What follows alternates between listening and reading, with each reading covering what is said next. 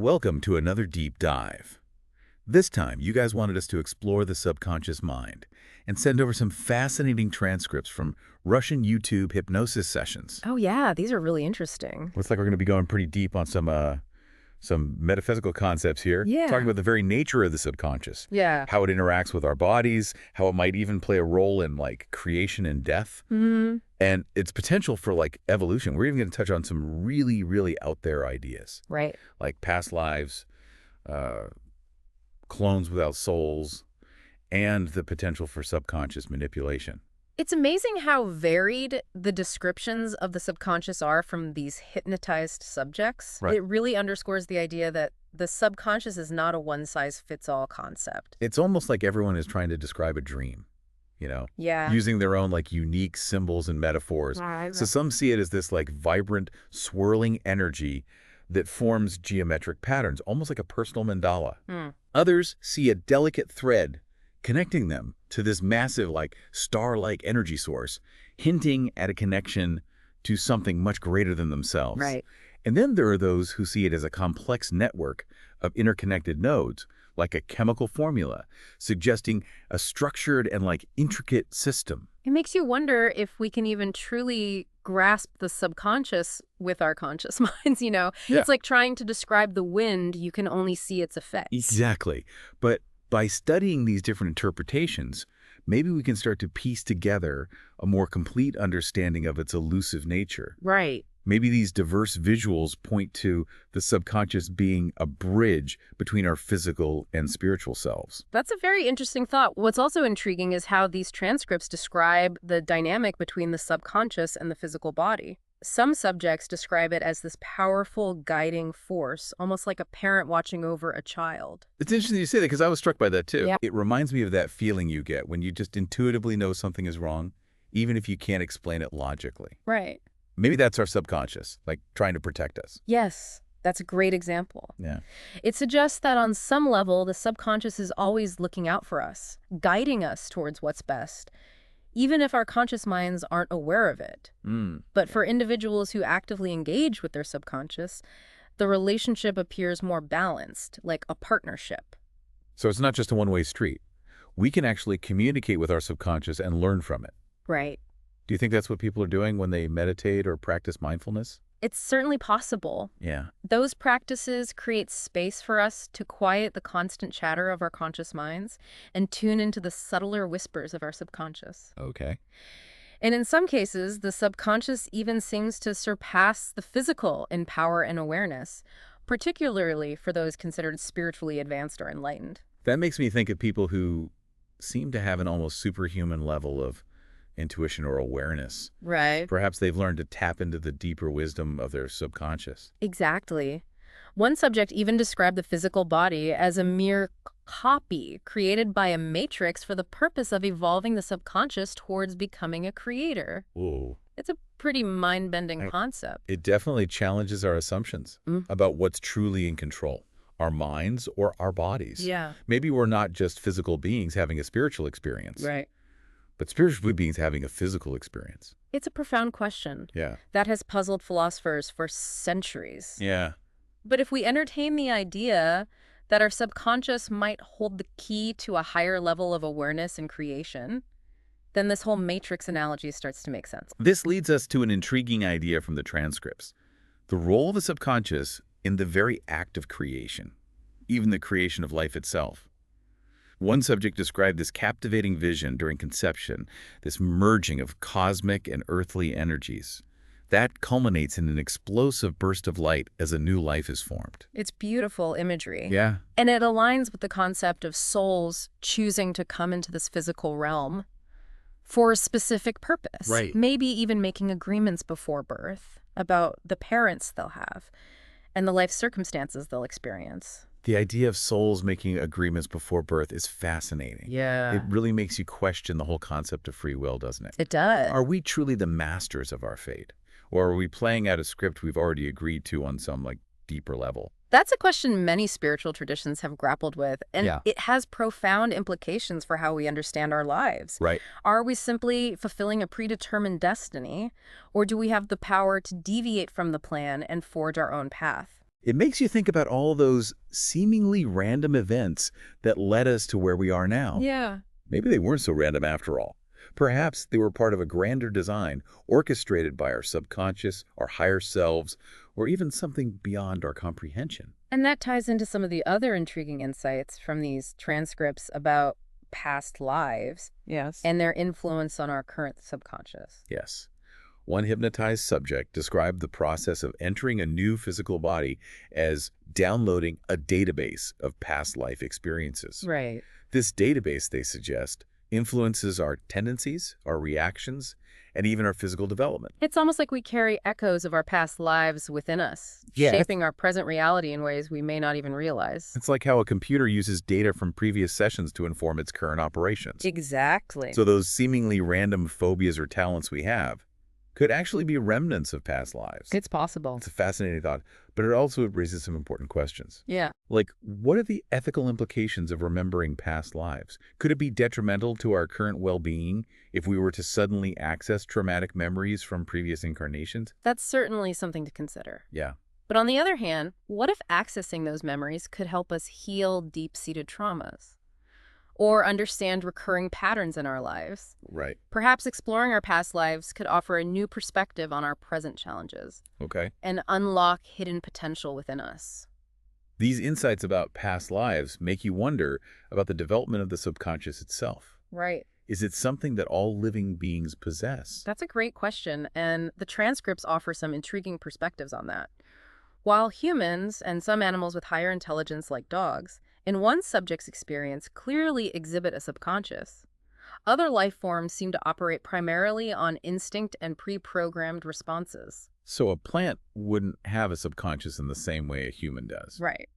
But what about animals like insects? They seem pretty complex. Yeah, one subject described insects as having a sort of chip programmed for basic survival functions, but not a fully developed subconscious capable of self-awareness or higher-level learning. Okay. They seem to be guided more by instinct and pre-programmed responses. Okay, that makes sense. But then what's the evolutionary purpose of a subconscious? Why would some beings develop it and others not? That's where we enter the realm of speculation. Perhaps it's a key to unlocking greater consciousness, creativity, and adaptability. It might give those beings an advantage in navigating complex environments and making more informed choices. Almost like a software upgrade for the soul, allowing for greater complexity and adaptability. Exactly. But speaking of upgrades, these transcripts also delve into some rather unsettling possibilities. Oh, yeah, I was wondering when we were going to get to that. They mention the existence of clone factories, creating beings for labor, beings that some subjects describe as lacking souls. Okay, this is where things start to take a darker turn. The idea of soulless clones being exploited for work is pretty disturbing. It sounds like something straight out of a science fiction dystopia. It certainly raises some serious ethical concerns. Are these beings simply biological machines, or do they deserve some level of moral consideration? And what does it mean for the future of humanity if we can create life without souls? Yeah, it makes you wonder what safeguards, if any, are in place to prevent the exploitation of such beings. And what happens if these soulless beings develop some form of consciousness over time? Would our definition of soul need to evolve? Those are questions we as a society need to start grappling with now. The transcripts don't offer any easy answers, but they do present us with the possibility of this type of future. And it's a future that could have profound implications for what it means to be human. It's a sobering thought, and it makes all this talk about subconscious manipulation even more unsettling. Right. If the subconscious is indeed this powerful force within us, how do we protect ourselves from those who might seek to exploit it? Well, one subject emphasizes the importance of maintaining a strong connection to our inner light, suggesting that a soul rooted in love and truth is less susceptible to external manipulation. They describe it as a kind of spiritual resilience, an inner strength that can withstand negative programming. So it's not just about shielding ourselves from outside forces. It's also about being mindful of our own internal dialogue, the stories we tell ourselves, the beliefs we hold. Exactly. If we're constantly bombarding ourselves with negative self-talk, we're essentially programming our subconscious for negative outcomes. I've definitely noticed that in my own life. Yeah. When I get caught in a spiral of negative thinking, it's like I'm attracting more negativity. It's like creating a self-fulfilling prophecy. And these negative thought patterns can be deeply ingrained, often stemming from childhood experiences, societal conditioning, or even, as these transcripts suggest, past life traumas. So it's not enough to just focus on positive affirmations. We need to address those underlying negative beliefs that might be sabotaging us from within. But how do we even begin to untangle those deeply rooted beliefs? It often requires deep inner work, exploring the roots of our fears, insecurities, and limiting beliefs. Techniques like therapy, meditation, or even journaling can be powerful tools for uncovering and transforming those subconscious patterns. It sounds like a conscious effort to reprogram our subconscious, to replace those negative tapes with ones that empower us. In a way, yes. But it's not about erasing the past or pretending that those negative experiences never happened.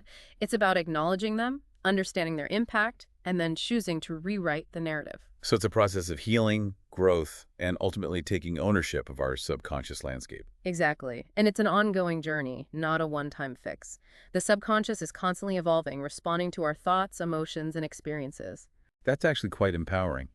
It means we're not just stuck with whatever programming we've inherited. We have the power to change, to shape our subconscious reality. Absolutely. And the more we understand its nature, its laws, and its potential, the more effectively we can navigate that process. But let's be realistic. We're bombarded with messages and influences every day. From advertising to social media to the news, how can we filter all that noise and protect our subconscious from being hijacked? One subject describes the importance of cultivating a strong sense of discernment, Okay. learning to differentiate between truth and falsehood, between authentic expression and manipulative tactics. So it's about developing a critical eye, questioning everything, and not just blindly accepting what we're told. Exactly. And it's about being aware of our own vulnerabilities, those emotional triggers that can be exploited by external forces. What makes us feel insecure, inadequate, or fearful? Once we know our weak spots, we can start building up defenses.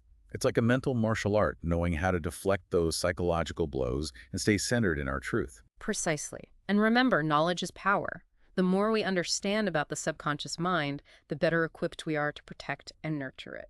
This is all incredibly helpful, but I have to admit, all this talk about subconscious manipulation is making me a little paranoid. Yeah. Are we really that susceptible to external programming? I mean, it's not like some sci-fi movie where a hypnotist can snap their fingers and turn us into mindless zombies, right? You're right. It's not that simple. The subconscious is far more complex than that. It has its own defenses, its own filters, Right. but it's also malleable, constantly adapting to its environment.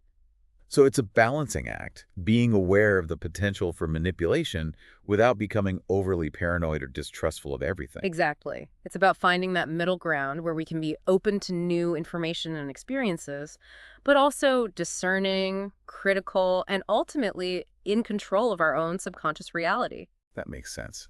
It's like anything else in life, we need to find a healthy balance. But I'm still curious about those clone factories mentioned in the transcripts. Are we really talking about soulless beings being created for labor? It sounds so dystopian.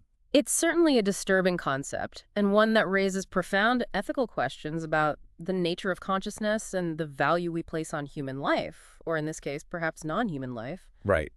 If these clones lack a soul, a subconscious, are they even considered alive in the same way we are? Or are they just biological machines, devoid of feelings and self-awareness? That's a debate that will likely only intensify as technology advances, and the transcripts don't offer any easy answers. They simply present us with the possibility of such a future. Which is unsettling enough in itself. It makes you wonder what safeguards, if any, are being put in place to prevent the exploitation of such beings. If they don't have the capacity to suffer, will we even recognize their exploitation? That's a question we as a society need to be asking ourselves. Because if we're not careful, we could be sleepwalking into a future where the lines between human and machine, between soul and soullessness, become increasingly blurred. It's a sobering thought, for sure. Uh-huh. And it brings us back to the importance of understanding and protecting our own subconscious, recognizing both its power and its vulnerability. Exactly. Because in a world where the very nature of consciousness is being questioned, the ability to connect with, nurture, and defend our inner world becomes all the more crucial. Okay, so we've covered a lot of ground here. We've gone from the subconscious's relationship with the body and its role in creation to the potential for manipulation and this unsettling possibility of soulless clones. But one thing that keeps coming up is this idea of evolution, the idea that the subconscious is constantly striving to learn, grow, and ultimately achieve some higher state of being. Yeah, it does seem like this idea of evolution keeps coming up in these sessions. It makes me wonder if our journey through life is about more than just navigating this, like, physical reality. What if it's also about the, evolution of our consciousness, Yeah. our Well, souls? several subjects describe the subconscious as driven by this inherent desire to evolve, Hmm. to move beyond its current limitations, and reach a state of greater awareness, love, and creative potential. Yeah. It's almost like it's on a journey towards some ultimate goal, even if that goal is a mystery for now. So if the subconscious is evolving, what does that even look like? I mean, what's the end game here? Well, that's where things get really speculative. One subject described the ultimate goal as becoming a being of pure love and creative potential, Hmm. free from the constraints of the physical form and able to manifest desires effortlessly. So it sounds like a state of, enlightenment or divine consciousness. It could be. It makes you wonder if our subconscious is actually guiding us towards something much grander than we can even imagine. It certainly raises that possibility, and it suggests that the journey of the subconscious is deeply intertwined with our own spiritual evolution. As we connect with and nurture our subconscious, we're contributing to its growth, perhaps even accelerating its evolution. So we're not just passive observers in this process. We actually have an active role to play in the evolution of our own subconscious, Absolutely. and maybe by extension, the evolution of consciousness itself. Exactly. And it brings us back to the importance of making conscious choices that align with love, truth, and non-harm. Those choices, those intentions, ripple outward, impacting not only our own subconscious, but also the collective subconscious. So it's not just about, individual enlightenment, Right. but about contributing to a larger shift in consciousness, Yes. a movement toward a more loving, compassionate, and interconnected world. That's right.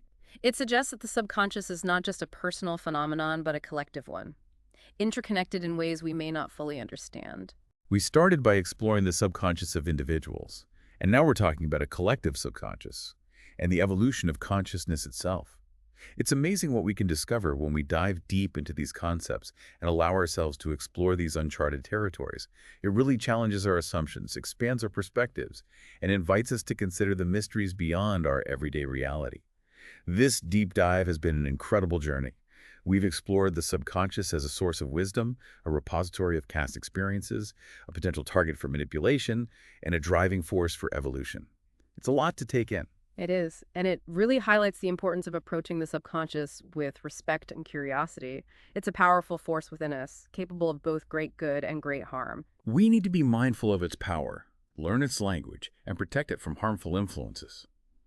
But we also need to embrace its wisdom, listen to its whispers, and trust its guidance on our own evolutionary journey. Remember, you have the power to shape your subconscious reality. Are you listening to its whispers? Are you protecting it from harmful influences? Are you nurturing its growth? This deep dive has given you plenty to ponder, and I'm sure you guys will have even more questions. Knowledge is power, especially when it comes to the hidden depths of our own minds.